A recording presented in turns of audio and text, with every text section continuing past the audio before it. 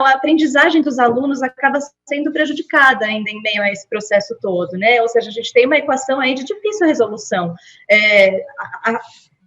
O Hermano trouxe dados que apontam a dificuldade dessa retomada, enfim, há quem defenda até mesmo que o ano letivo de 2020 seja cancelado também, mas como ficam os alunos, né? Esse ano letivo é um ano perdido para os alunos, o prejuízo que os estudantes estão tendo hoje, ele pode ser recuperado, enfim, qual que é a sua avaliação sobre esse cenário todo? Não existe tempo perdido em termos pedagógicos, Ana. Então, concretamente, a gente tem que ter esse elemento como um elemento dado. O que a gente pode fazer para evitar que o prejuízo seja grande? De fato, existe um prejuízo que está acontecendo agora. A pandemia exigiu uma educação em uma modalidade de distanciamento social, que ficou convencionado no debate público brasileiro se chamar ensino remoto. Esse ensino remoto é uma redução de danos, ele não consegue garantir plenamente o processo de ensino-aprendizado. Por que não consegue garantir? Porque os alunos aprendem na interação com os professores, mas também aprendem na interação com seus colegas. A didática como ciência, e a neurociência até, a boa neurociência, porque tem muita neurociência de pouca qualidade, mas a boa neurociência mostra que os alunos eles aprendem entre si. De fato, cada sala de aula é uma comunidade de aprendizado. Então, concretamente, a educação à distância, o ensino remoto, ele coíbe esse processo de ensino-aprendizado. Agora, é importante ter a compreensão que a gente tem que ter isso muito claro no Brasil, de que o fundamental agora é salvar vidas. Por isso que a fala do Hermano, nesse debate que nós temos aqui, é a fala mais importante, no sentido de que o Hermano traz os dados da questão da pandemia, o impacto da pandemia no Brasil, e esse impacto da pandemia ele não pode ser ampliado por um retorno irresponsável às aulas. É preciso salvar a vida dos professores, salvar a vida dos demais profissionais da educação e, essencialmente, é preciso também salvar a vida dos familiares. Imagina, Ana, o peso de uma criança que vai para a escola, chega em casa e não tem como você ter protocolos de segurança e de isolamento social e distanciamento social, no caso das aulas presenciais, tentando coibir a ação das crianças dentro das escolas. As crianças vão se abraçar, elas vão abraçar os professores, quer dizer, isso é até desejável em termos pedagógicos, né?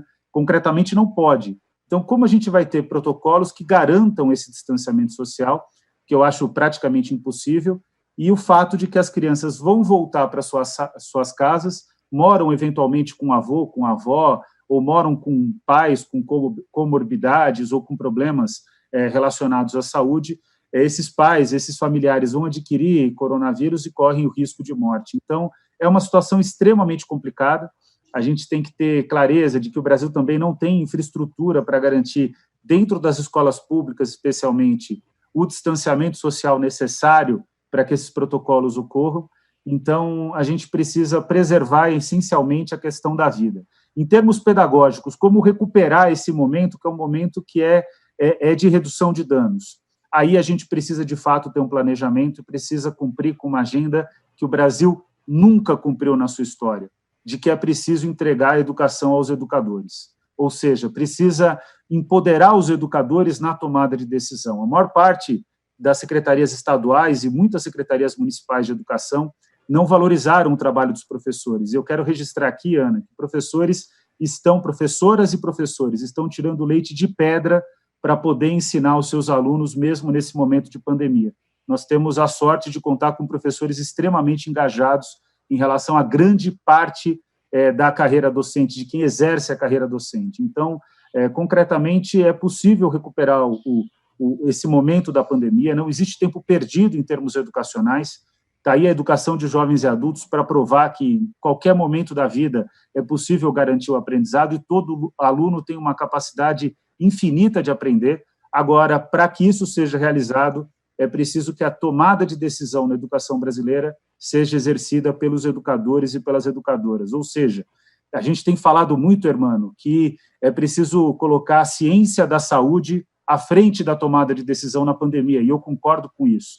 Mas, em relação à educação, é preciso colocar as ciências pedagógicas à frente da tomada de decisão para garantir que todos os estudantes brasileiros e todas as estudantes tenham a possibilidade de aprender, tão logo a gente resolva esse problema da pandemia. Então, eu acredito nesse caminho, Ana. Eu acho que é possível converter, e aqui a minha base como professor da Faculdade de Educação da USP é da ciência pedagógica. A pedagogia já ensinou que é possível garantir o aprendizado em qualquer fase da vida, desde que exista vontade política e, concretamente, uma decisão tomada a partir das educadoras e dos educadores. Qual